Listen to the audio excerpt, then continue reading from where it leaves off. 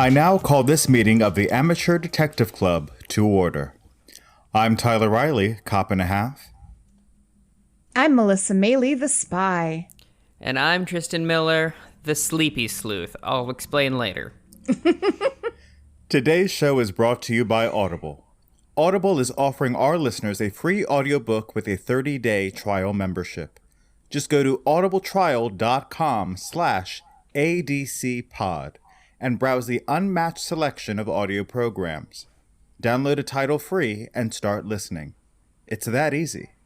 Go to audibletrial.com/ADCpod. So the reason I'm sleepy sleuth is I woke up 20 minutes ago because my alarm didn't go off, or I slept through my alarm rather. And so a fun game for you folks at wherever you're listening to this is realizing at what point the coffee I'm drinking is going to kick in. And when all of a sudden I have a personality. It should be fun. Yeah, Tristan does not have a personality. It is all coffee. Yeah. Well, it's like I either have 0.5 of a personality or 3.5 of a personality. There's no in between. What's the scale? Normal, you like a 1 is a personality. You know, Oh, 1 I is see. normal. Like Okay. I either have half a personality or 3.5 personality, and there's nothing between.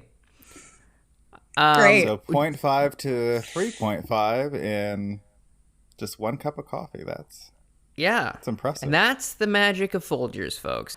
But yeah, so I'm not exhausted. I'm just confused. But do we have a book now? We finished our book.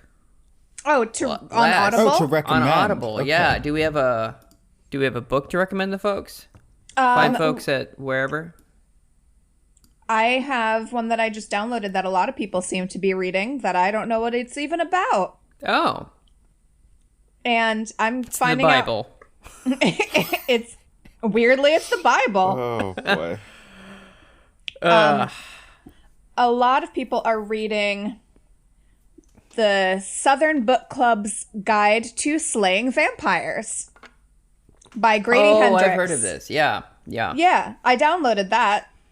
And the summary says fried green tomatoes and steel magnolias meets Dracula. So, and it's about a women's book club in the 90s. That does sound great. I'm glad I randomly downloaded that on seeing that it's been recommended by people. I recently downloaded, and I'm about to start, Song of Solomon by Toni Morrison. From my understanding, a classic. Yeah. A very short book as well, which will be a nice reprieve from our dear friend, Wilkie Collins. Tyler, are you reading anything? Oh, I also have the Peter Falk biography waiting for me at my local library. So I get to read that. But that's physically.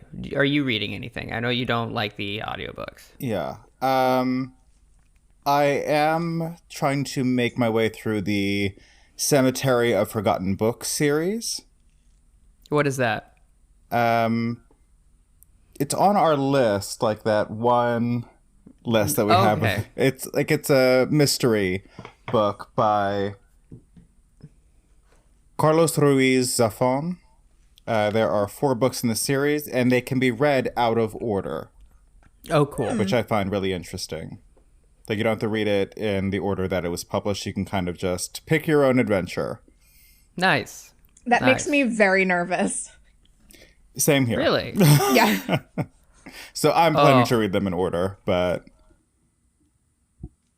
you don't have to. So we are talking about the Series 5, Episode 4 of Agatha Christie's Poirot that we watch on the Brit Box. So this episode is entitled The Case of the Missing Quill. Case of the Missing Quill, which is based off of a short story of the same name. Which Tristan and I have read. Yes. So it opens on a New Year's party in 1926 in England. And it looks really fun. There's a lot of champagne flowing, and there's people all around and celebrating together. And children that should be in bed because it is way too late for them to be up.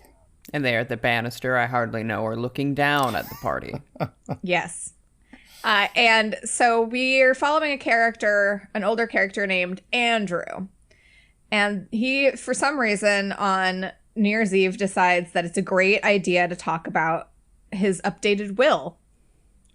And his ward, Violet, apparently has been completely left out of the will.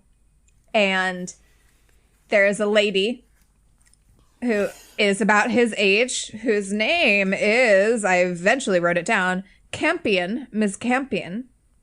And Miss Campion's like, you really need to put Violet in your will. What are you doing? And she accuses him of being a misogynist, and she says, you had to stop yourself from saying she's only a woman. And he pulls this face like, well, yes. It's like, you got me. Yeah. And of course, little Violet is one of those kids listening from the stairs. Now, where do all these children come from? I didn't follow. Well, when a man and a woman love each other very much. Yes, but which man and woman? It seems like there's just 3 random kids in this house. Well, that's part of the plot, Melissa. Well, is it? Okay. I was confused. I feel like we jumped time from the first. Yeah, we do. Okay. We did. Great. So that explained the children for me, because they're grown now. Yeah. Yes. Peter is the groundskeeper, and then I just don't remember their names. Robert Sidway is the son of John Sidway, who is the family lawyer who's putting together the will. But all 3 of these kids, we see later on, they grow up and become part of this mishmash of, like, friends and associates. Yeah, it's like a little island of misfit kids. Don't have parents or something. Or don't have full sets of parents. I won't grow up. I won't grow up. They don't have full sets of parents. But yeah, so after our little New Year's Eve party, we flash forward to about 10 years later, I believe. And we're coming up on World War II. There's lots of talk about Hitler. And we see a debate club with a lot of white dudes talking about whether women can do stuff best. My favorite, This scene started, and I'm like, ooh, Melissa gonna go off about this scene. Like, what can really be said about this scene other than, like, it's ridiculous. It's absolutely absurd. And it's a whole bunch of men talking about what women can do. It's, Not it's like, only that, but it's the gentleman Andrew, Mr. Andrew Bush, as it were. Not gonna do it. Opens up his debate talking about how no one in that room would care whether it's gender, color, religion, or creed.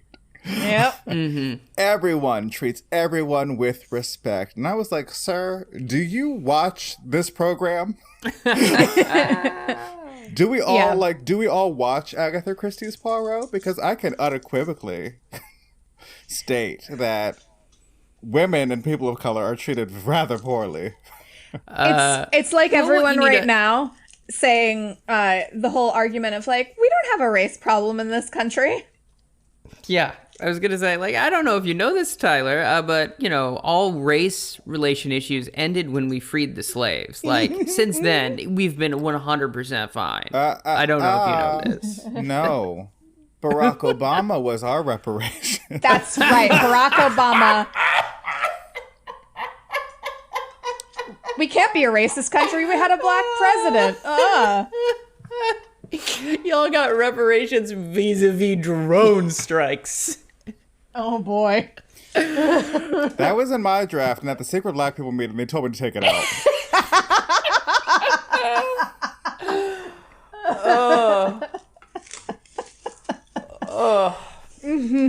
So, yeah. So Andrew is of the mind of sexism and racism don't exist. Okay, boomer. And He's a boomer before the war even happens. Yeah. And then you see that, like, Violet somehow knows Poirot. It doesn't matter why. And she's been waiting for them, for Poirot and Hastings, but they're, like, in traffic. And so they eventually get there. They've missed Andrew's speech, but they get in time to see Robert give his speech, which is actually much better. But then, you know, everyone says Andrew won. There's this whole, you know, excitement. And then Violet from the gallery, you know, standing up because the women can't be among the men. More like the peanut gallery, am I right? Yeah. She starts yelling at them about how they're all misogynists and women are completely capable of doing stuff. And then, you know, there's this whole thing. But she's awesome. Anyway. So we get to the hallway afterwards. We're downstairs. What? I'm so sorry about that scene. As she starts yelling, and they go, "If this disturbance does not stop, I will have it removed from this building." And it's like, damn, you cannot. That is so cold-blooded. But it is like this whole, like, it is like almost a courtroom thing of like, oh no. Like, it's a very, whenever there's a hooboob in any sort of court scene, it's always fun. Oh yeah, but he's at some university, Queen's University, Cambridge. University? I don't know. Anyway, it's a university in England. Yeah, there are only the two. I don't know if you know that. that's true. It was also Eton. No, yeah, absolutely. So then Andrew is like, "Oh, hello, Poirot and Hastings. Great. You want to come out to my estate in the country and hang out for a little while, as people did back then, which is very nice." And they're like, "Yeah, sure. We'll go out and have picturesque luncheons outside among the flowers and the trees." Yeah, because Poirot knows this old man. Is this the old man's name? Is Mr. Marsh? Right, Andrew Marsh. Oh, it's Marsh, Okay. not Bush. Okay. I knew it had some types of foliage and shrubbery. A shrubbery. Yes. Okay, I wasn't sure of his first name, so I was like, is Andrew the little boy? Is Andrew? What is Andrew? But anyway, so yeah, glad I got that cleared up for me. So they go to the estate. It's a beautiful estate, by the way. It's really pretty. Looks real nice right about now. And so they're sitting out having a beautiful lunch or tea or something English. And Andrew... Yeah, no, Marsh is rather mellow. Yeah. Sorry, did there? Not a peep out of you. Or you'll get roasted Nice. if you do some more. Oh, okay. Oh, You got me. But yeah, we're Coffee's having hitting. this lunch, and I don't remember exactly what prompted it, but Andrew and Bobby back at it again. Couldn't leave their debate caps off for too long. That's a thing. Yes. Yes. And Robert, like the petulant child he is, gets up from the table and storms off. And then Violet goes after him. Yeah, they're talking about the will again, is what's happening. And Andrew's like, Okay. yeah, I'm going to change the will tonight, I think. And Robert's like, hey, you should probably add Violet to it. And then for some reason, Andrew starts arguing with him. And yeah, exactly. He storms off. And then Violet's like, hey, Robert, it's okay. He's just an old guy. I mean, what are you going to do?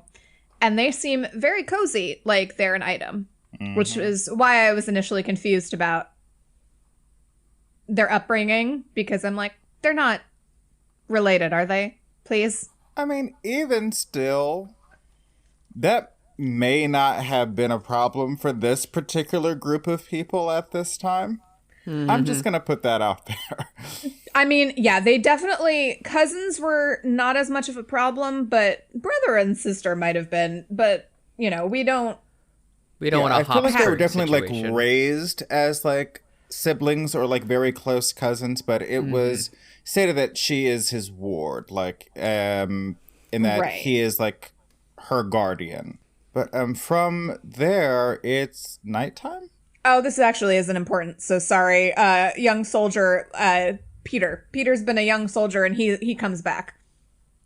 The other kid. So all the three kids are Yeah, the three Peter. kids are at home now. Peter, yes, Peter?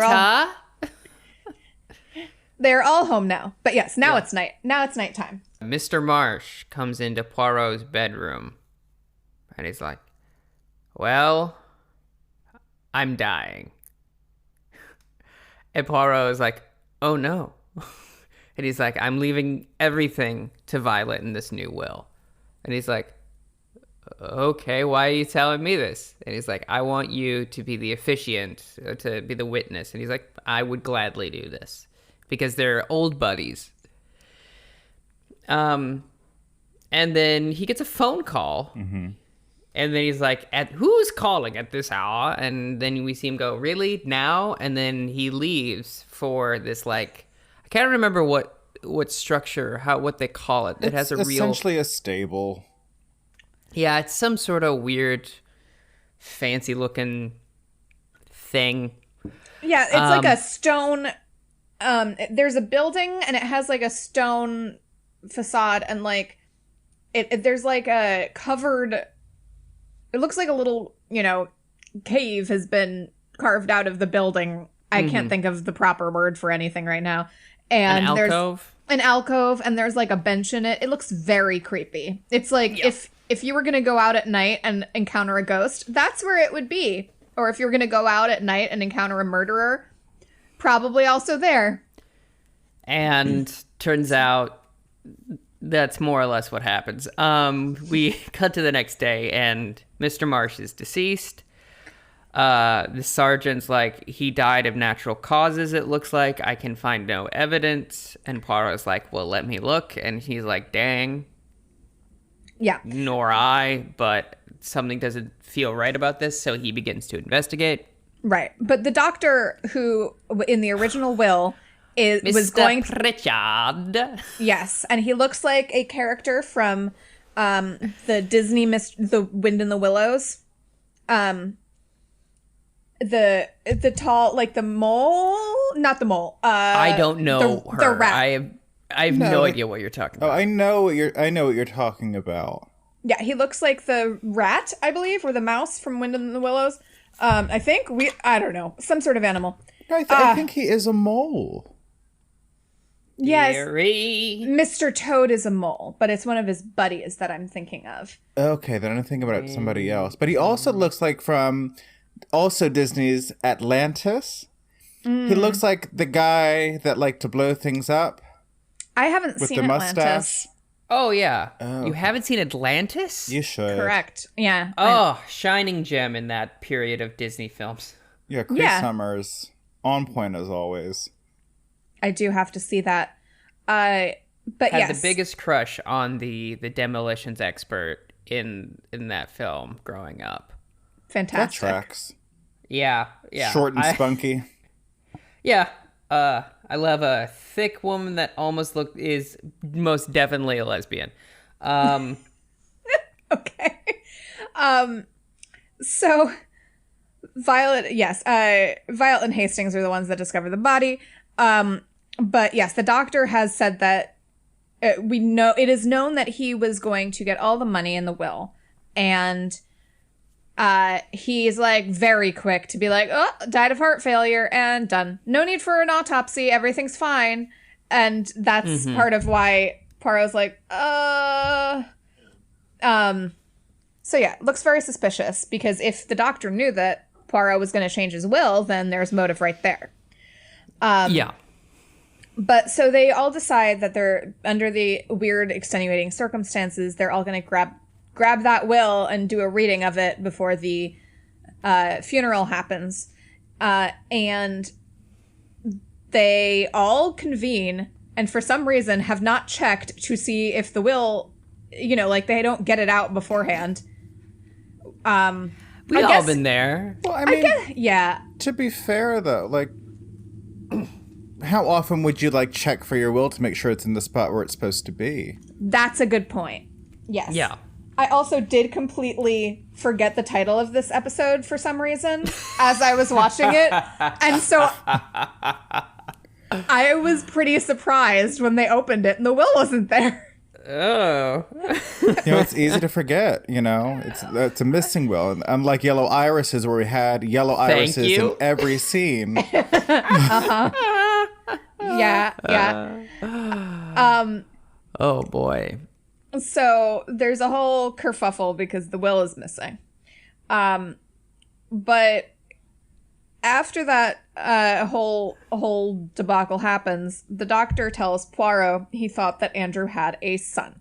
Yes, an illegitimate son, as it were. Yeah.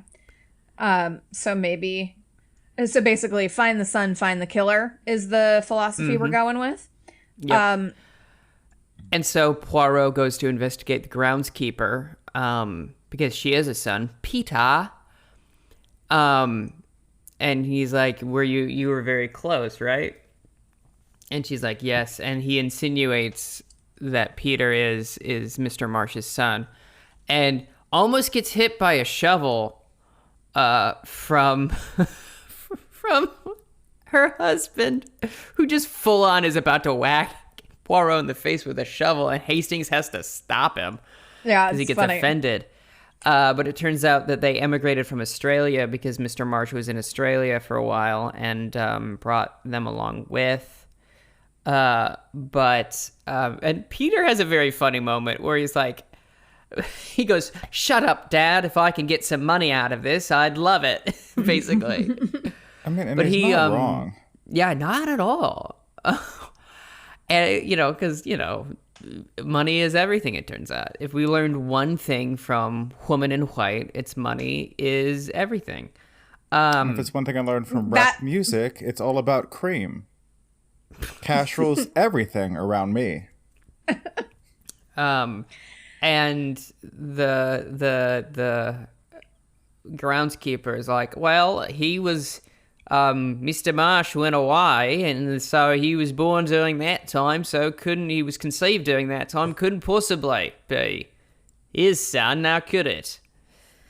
And they're like, okay. But the husband is also apparently the sergeant around town, and so and he's kind of impeding the investigation.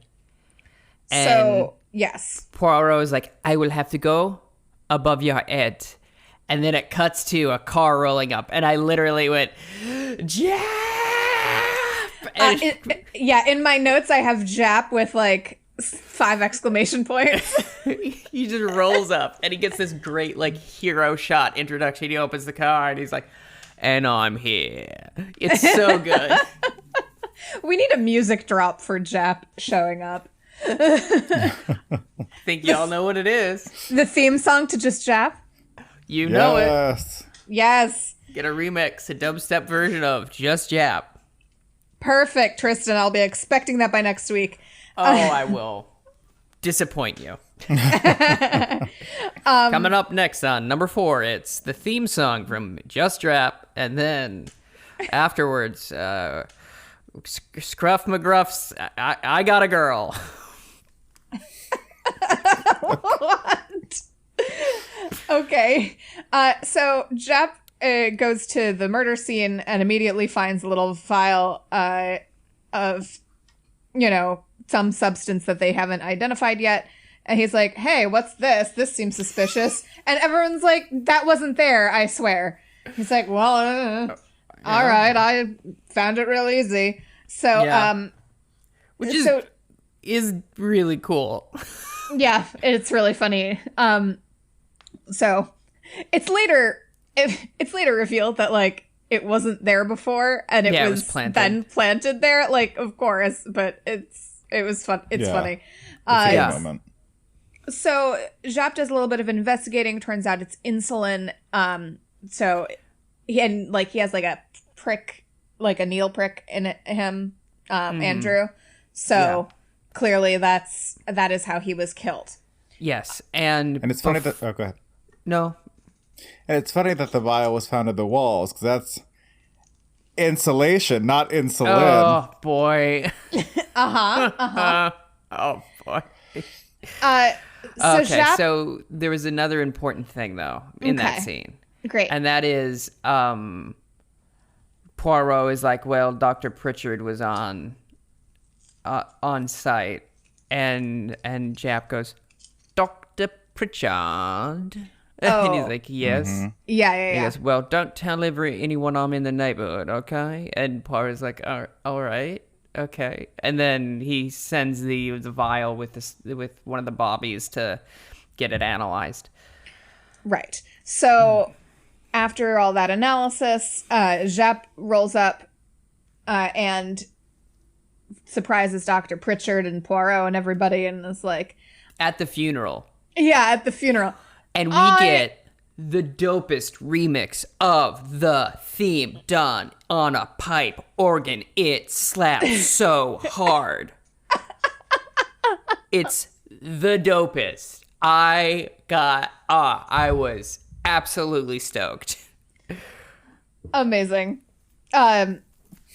So Jap knows Pritchard because he used to be kind of a bit of a Kevorkian, if you will. He would help with assisted suicide, which Jap clearly does not approve of. And so that's an interesting opinion for him to have. Yeah, I definitely feel like Jap would have voted for Brexit. Yeah. Oh, no. Not that, like, I'm not saying that he's a bad person. I just think that he would make a bad choice. Yeah, I think a lot of people... As, somebody who's from outside the country looking in. Mm-hmm. I'm not there. Right. You're not there to know exactly what this fictional character would have done. Yeah, it's also... yeah. I think Hastings would have as well, because he's for very sure. Yes, malleable. definitely. I think also, obviously Poirot couldn't, but I think Poirot might have had the, fine, you British people do whatever you want, I'm going back home. Yes. I think Mrs. Lemon would have voted against. Yes, Agreed. I agree. Yeah. Agreed. Yeah. Yeah, Poirot would think it's stupid, but, you know. He's like, what can I do? I have no power here, I cannot vote. Yeah. I go back home to Belgium. I'm going to go grow you're vegetable one of the good ones, Poirot. That's basically half of this series. Oh is my them God. going, you ain't so bad. Yep. So, yes. So, Jap arrests Dr. Pritchard, basically. Pritchard. Okay. Excuse me. Uh-huh. And basically saying, yeah, turns out, looks like you're up to your old tricks now, aren't you? Yeah. Done and dusted. Never gets more complicated than this. Yep. We're at 35 minutes. I think I've solved it. The rest is us having tea. Yeah. So, exactly. So Poirot's like, seems wrong. So we're still looking into the baby bit. Mm-hmm. He has this really great line. I can't remember what exactly it is, but he's like, patience is a virtue. Sometimes it just takes a little while to get my man. And he's like, he does this like over the shoulder looking at Poirot. It's very good. He's yeah. Because once again, going back to the Just Jap thing, he is in like a completely different TV series in his mind. Yeah. Which I adore about this man. And like, unfortunately, once again, we only see him when Poirot and he collaborate, because I'm sure he's a very fine detective outside of these cases. Yeah. I mean, I'd love to see how well he does without Poirot. Like, just for some reason, if this little Belgian man is around, he can't solve a case. Yeah, because he is chief inspector, so one would assume that he inspects well. Right. Well, not necessarily. I mean, we see how quick he is to jump to conclusions. I feel like there was just like a lot of wrongful imprisonment at the hands of Jap. That's the concern. Yeah. That is the concern. There is a lot of wrongful imprisonment, and then like he gets set free, though the person in the series. Yes, that is to say. So maybe you are right, but I just want to. Once again, I just want that TV series just to see what it's like. Oh yeah. And then you can have another spinoff called The Exonerated, and it's all the people that he put in prison that are out because of insufficient evidence. And then they all come together and murder him. And then Poirot solves it. And then Poirot solves it. And then it's like, I kind of get it. Oh, well. He thinks his mustache is so better than mine. Up with this, Poirot will not put... Anyhow, Where are we? I believe the next scene is like, he's like, Poirot's like, still there is this baby thing going on in my mind. So they're at Poirot's office, and Violet and Robert roll in and say, hey, we're going to go to America. Peace. Yeah, because Violet's like, well, they treat women equally there. And I laughed. Yeah. I'm so sorry, Violet. But there's a beautiful scene. Like Poirot and Hastings are like going back and forth. They're like, "It's got to be this. It's got to be this. It just can't be this simple." And Jap is just sitting there like, honestly, when you two get backed into a corner, it's no, you just, oh my god. Basically, Poirot is like, "Don't leave just yet. Please, we're gonna figure out this will situation." Also, Violet is graduating from Cambridge because she is the coolest, and Miss Campion always holds a ceremony for the women in the school because the school is like, yeah, okay, I mean, we are gonna, I guess, let women in, but we're not gonna give them a graduation ceremony. They can't come. Only men can come to the ceremony. So Miss Campion has her own for the ladies, which is extremely messed up. But anyway, Miss Campion's cool. Yeah, that they let women into Cambridge. Right. I mean, like, I get it.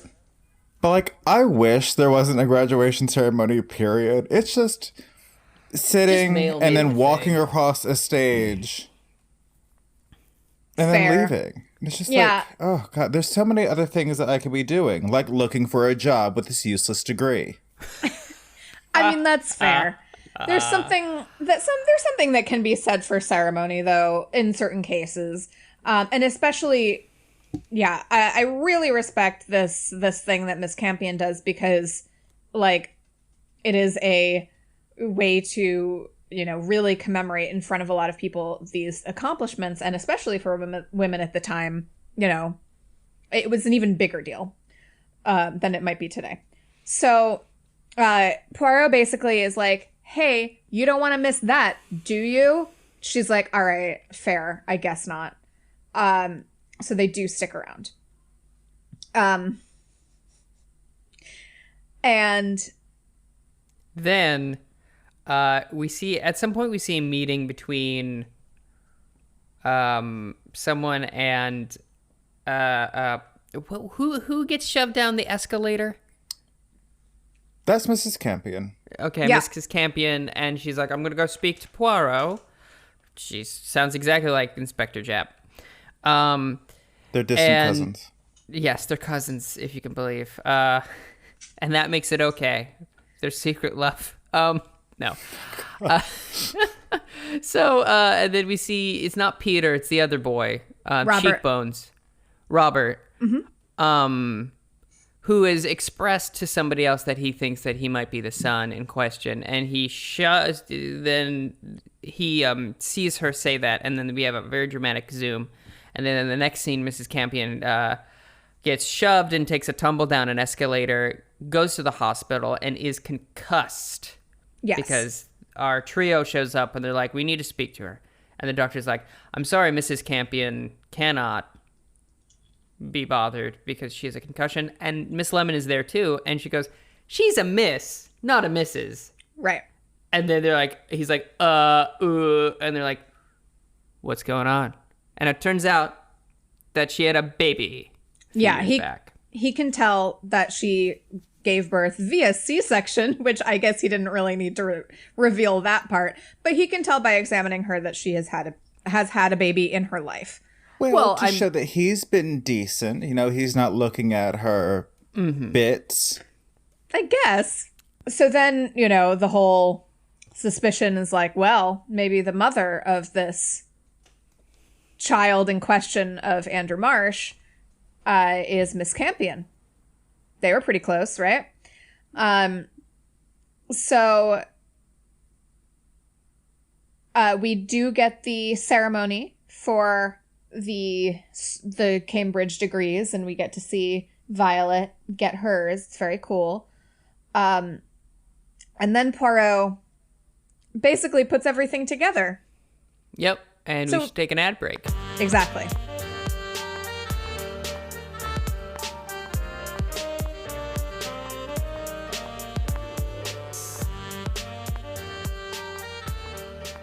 Hello, everyone. That's right. It's me, Morgan Freeman. We're...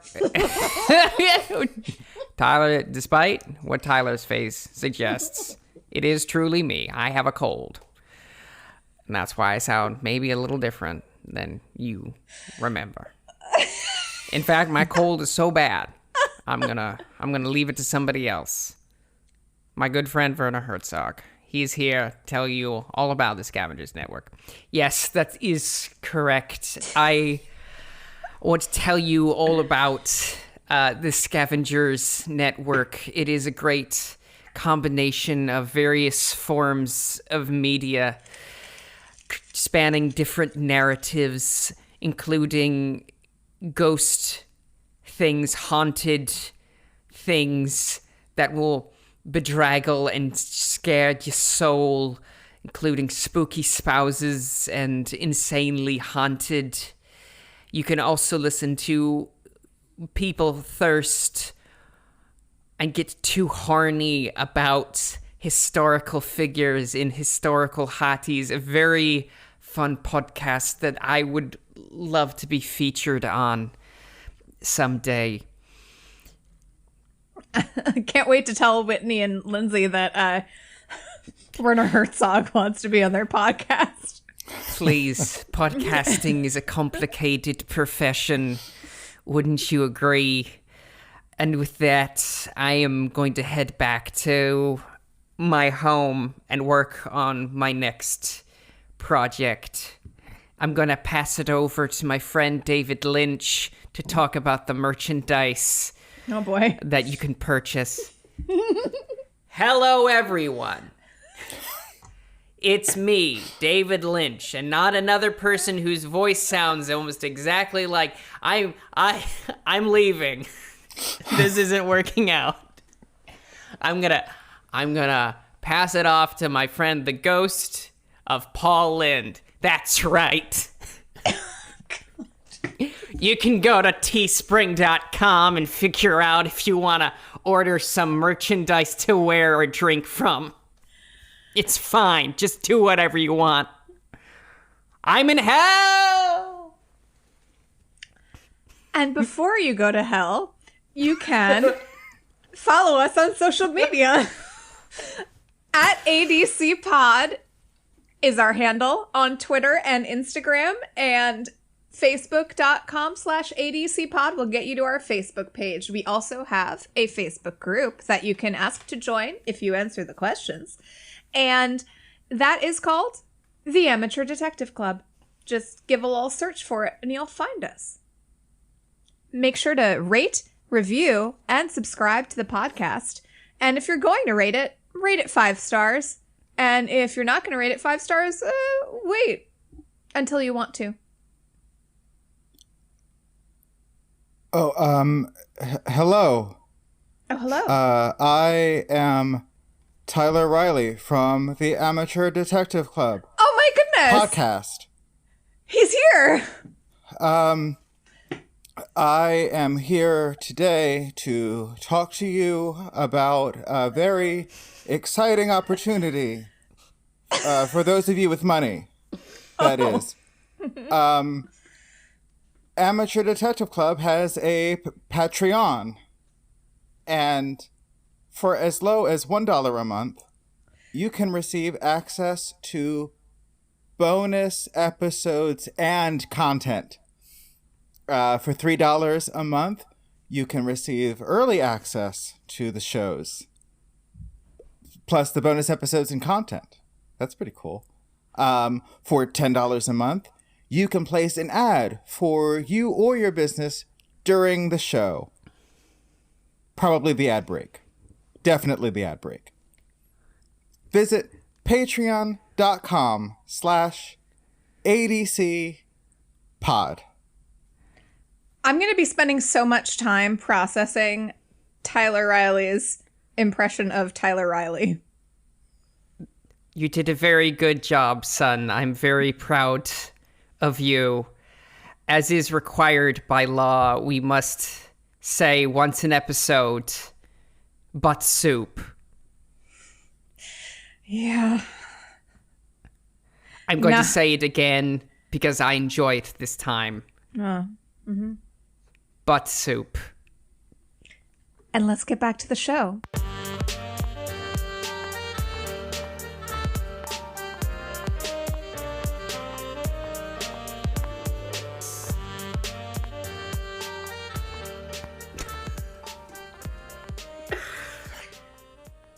So They're in a parlor. Yeah, we're in a parlor, and we get, weirdly, a parlor reveal. I can't believe how star-studded that ad break was, though. I know, right? Yeah, wow. We got Tyler Riley. Holy exactly. crap. Well, you know, when you put Tyler Riley on the spot, you get what you get. Yeah, no, it was beautiful. He did a fantastic job. And yes, so back in the parlor, we get a very fun death reenactment. And so when they're showing, when they're showing him being shot with the insulin, there's a really strange shot of like his hand in the foreground, like tensing up and shaking. It's really, really mystifying. Do you mean the murderer? No. Oh. Yeah.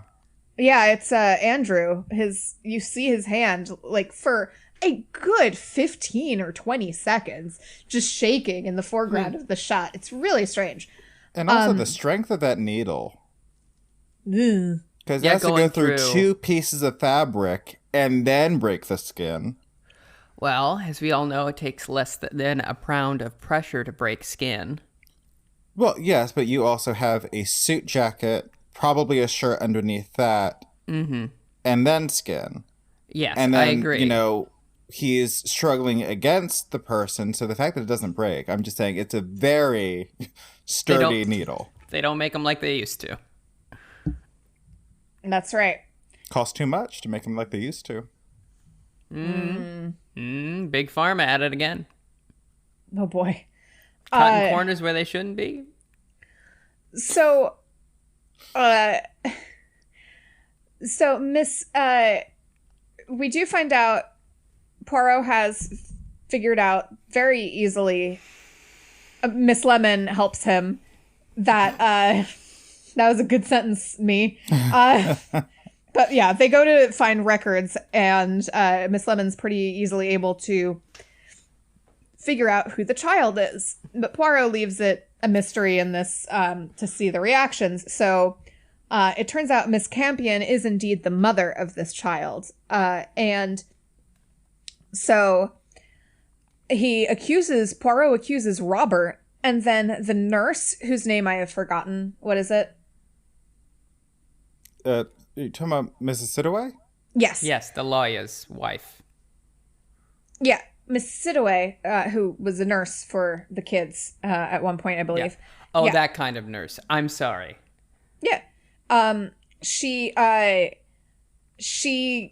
gets very defensive and is like, Poirot, why are you accusing Robert? And Poirot's like, yeah, why am I accusing Robert, Mrs. Sitaway? Um, and she is Robert's mother, right? Yes. Yeah. Yeah, Mrs. Sitaway is Robert's mother, and she was very worried because she thought that Robert was going to be the heir in the new will. And she was worried about his safety, I believe. So she took it upon herself to murder Andrew. We'd all been thinking it was a man this whole time, but it turns out a lady can put on a hat and a trench coat and do a murder too. Feminism. That's right. And if you're confused as to why she killed Andrew and then took the will in which Robert would have been given money, it's because she wanted him to have everything. A portion wasn't enough. Yeah. Even though he would have still been insanely rich. Yeah. It's really seems like a misdirected bit of anger there. But, you know, people get real fired up about their kids. Speaking of kids, it turns out Violet was Miss Campion and Andrew Marsh's daughter after all. So Robert's been boning his half-sister.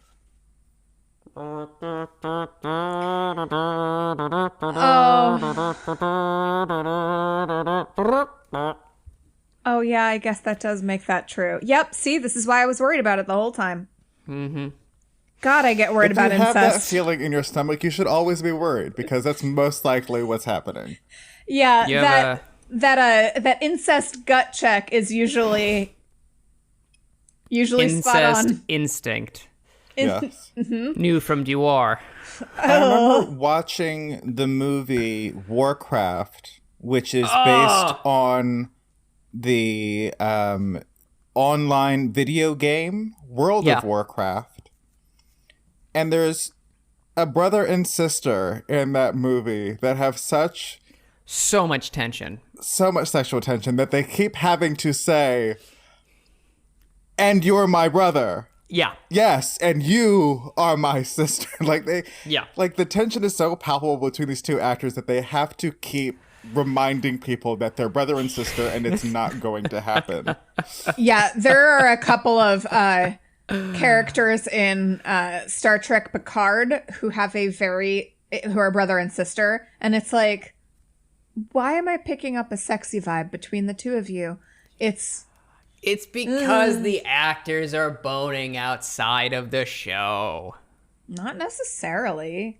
I mean, maybe I don't know. That's always my theory. Yeah, I'll go. Like 2.5, 3. Fine episode. I'll admit it. I was a bit distracted throughout because, we got the news, unfortunately, of Chadwick Boseman's passing during this while I was watching it. So I was like a bit distracted at that time. So I don't think I can fully commit to it. As far as adaptations from a short story, decent from what I remember. It's a fine episode. Once again, the core cast of actors and characters are really what makes this episode work for me.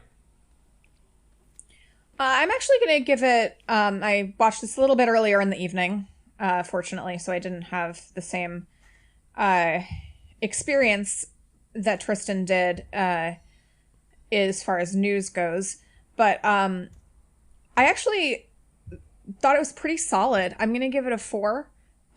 It was pretty easy to follow as, plot lines go. Pretty intriguing, clear message that actually didn't suck. And other than, the whole incest thing. I had a good time. Really liked watching it. Would recommend. Did you have something to add before I give mine? Yeah, do you mind if I make an addendum to mine? I'm going to give it a 3.5 because we do get this iconic scene of Poirot, Hastings, Mr. Marsh and Violet all speaking together of them talking about women in business, and Mr. Marsh is like, what do you guys think? And Hastings goes, I don't really know any women. Oh, in business, I mean, which is a very fun line. And then also, so they go, Mr. Marsh goes, 3 against 1. And Poirot's like, no, 2 against 2. And that's an iconic scene that floats around like the internet of Poirot sphere. So like, I'll have to give it like probably a 3.5 or a 4 for that. Yeah. Iconic moment. I'll give it a 2.5. I watched it on Tuesday. Mm-hmm. So I was also distracted by other unfortunate news of this week. Yeah. With the death of not the death, thank goodness. Mm-hmm. The attempted murder of Mr. Blake. Yep. Yeah, I mean, this episode happened. I didn't see the ending coming. I didn't see who the killer was. So that was like a nice twist, or a surprise for me, rather. But other than that, like, I wasn't invested. Mm-hmm. But there was like enough about the episode and its structure for me to be like, this is a fine episode. Mm-hmm. Yeah, so right in the middle then. Yeah. Makes sense. What do we have coming up next week? Season 5, episode 5. The Adventure of the Italian Nobleman is what it is called. Oh, yeah. Uh-huh. I'm gonna do an Italian accent. God. You know it. You hear it every time. Poirot investigates a murder of an Italian count who's also the employer of Miss Lemon's new boyfriend. Ooh! He soon learns that the victim was being targeted by a blackmailer. That's the synopsis. A black male or blackmailer? That ending Hardly dropped. know her. A blackmailer is what it says. Yeah. Yes. So this is fun. It is an adaptation of a short story, of course. But Miss Lemon, who is not, as far as I know, a character in any of Agatha Christie's writings, has been integrated into this plot line. So that'll be interesting to see. You'll have a boyfriend for our girl, Miss Lemon. Yeah, I know. I was starting to wonder if maybe she had other interests than men. Yeah, like collecting stamps. Yeah, and the occult, which typical millennial. I now call this meeting of the Amateur Detective Club to a close. Gavel sound. I want to see the baby. Oh.